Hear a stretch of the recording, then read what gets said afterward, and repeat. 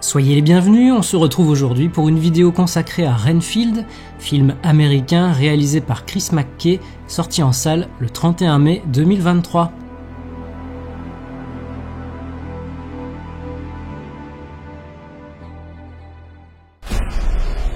Bonsoir, vous venez pour la réunion?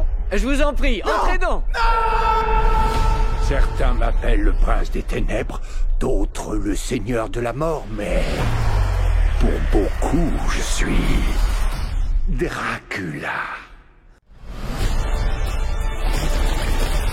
Maintenant, la table.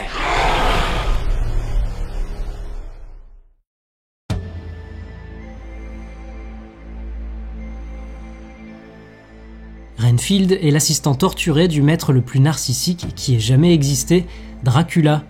Il est contraint par son maître de lui procurer des proies et de pourvoir à toutes ses requêtes, même les plus dégradantes. Mais après des siècles de servitude, il est enfin prêt à s'affranchir de l'ombre du prince des ténèbres, à la seule condition qu'il arrive à mettre un terme à la dépendance mutuelle qui les unit.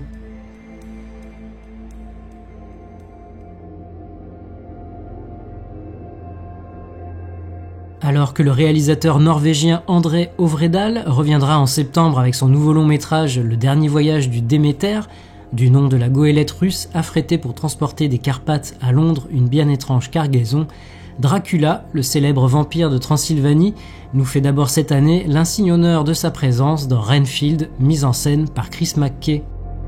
Dans Dracula, l'incontournable roman de Bram Stoker, dont il est lui aussi tiré, le personnage pour le moins ambigu de Robert Montagu Renfield se trouve interné en asile psychiatrique sous la supervision du docteur John Seward.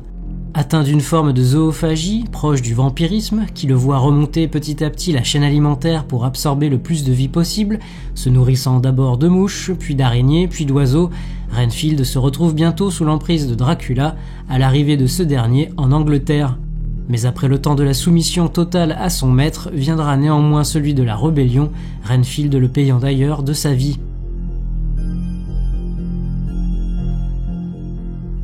Réalisé par Chris McKay, à qui l'on doit le film d'animation Lego Batman et le film de science-fiction à gros budget The Tomorrow War, scénarisé par Ryan Ridley, auteur de plusieurs épisodes de la série animée Rick et Morty, d'après une histoire de Robert Kirkman, créateur du comics The Walking Dead, et inspiré très librement du roman de Stoker, Renfield se construit justement autour de la relation plus que toxique entretenue entre le prince des ténèbres et son assistant, et la volonté de ce dernier d'y mettre enfin un terme.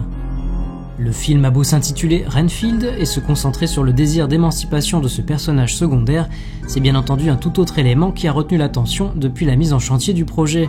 Je fais bien entendu allusion au choix, à la fois génial et évident, d'avoir engagé l'insaisissable Nicolas Cage pour endosser la cape et les dents pointues de ce cher comte Dracula, un acteur qualifiant lui-même son approche du cinéma d'audacieuse et de parfois subversive.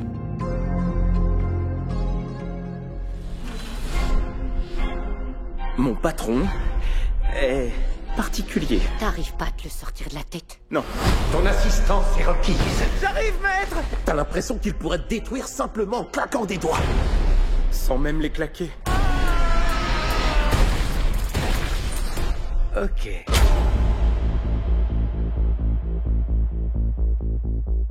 Sur les cendres de feu, le Dark Universe, projet de franchise cinématographique de films américains produite par Universal, et devant mettre en scène les personnages de la célèbre série de films d'horreur du studio, ce dernier a donc accepté l'idée d'un long métrage indépendant consacré au personnage de Renfield, projet mariant l'horreur à la comédie.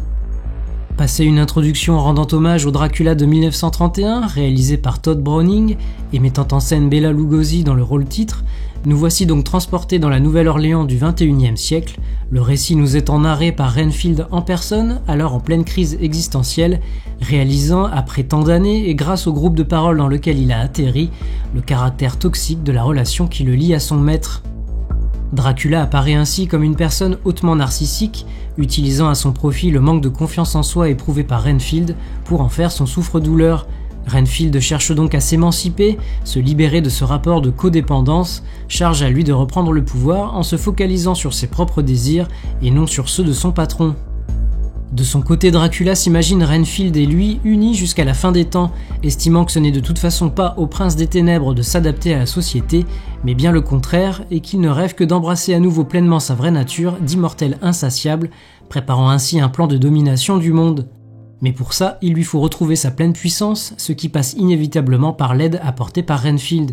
Il va donc essayer de reprendre le dessus sur son assistant en retournant la situation, se faisant passer pour la vraie victime, rappelant qu'il est celui qui lui a permis de donner enfin un sens à sa vie et le blâmant pour l'avoir laissé tomber.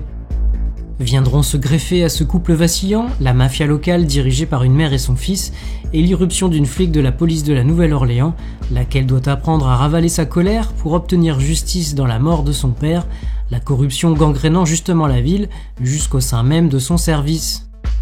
Les intentions du film semblaient parfaitement limpides dès les premières images du projet, la bande-annonce donnant clairement le ton, mais si vous avez décidé d'y aller les yeux fermés, le long métrage de Chris McKay risque de susciter chez le spectateur que vous êtes une des deux réactions suivantes.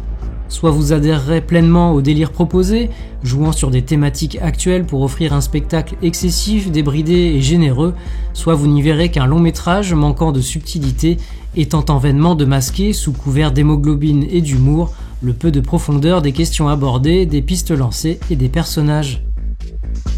Ayant trouvé ce qu'on m'avait vendu et que j'étais venu chercher, j'avoue sans problème faire partie de ceux qui se sont laissés emporter par un casting parfait, les deux Nicolas en tête, par l'énergie, la frénésie du film, son inventivité, ses scènes d'action nombreuses et gore jusqu'à l'absurde, des passes d'armes savoureuses et des gags faisant mouche. Je pense notamment au running gag sur le ska ou celui du flic se faisant insulter à longueur de temps par sa collègue et son patron. Évidemment, tout n'est pas parfait et certains défauts sautent aux yeux, notamment quelques éléments de l'intrigue qui ont parfois du mal à se raccorder ou qui semblent même inutiles, ou bien encore un Dracula cabotineur comme on aime, mais rarement effrayant. Rien de vraiment rédhibitoire cependant, au plaisir pris durant le visionnage.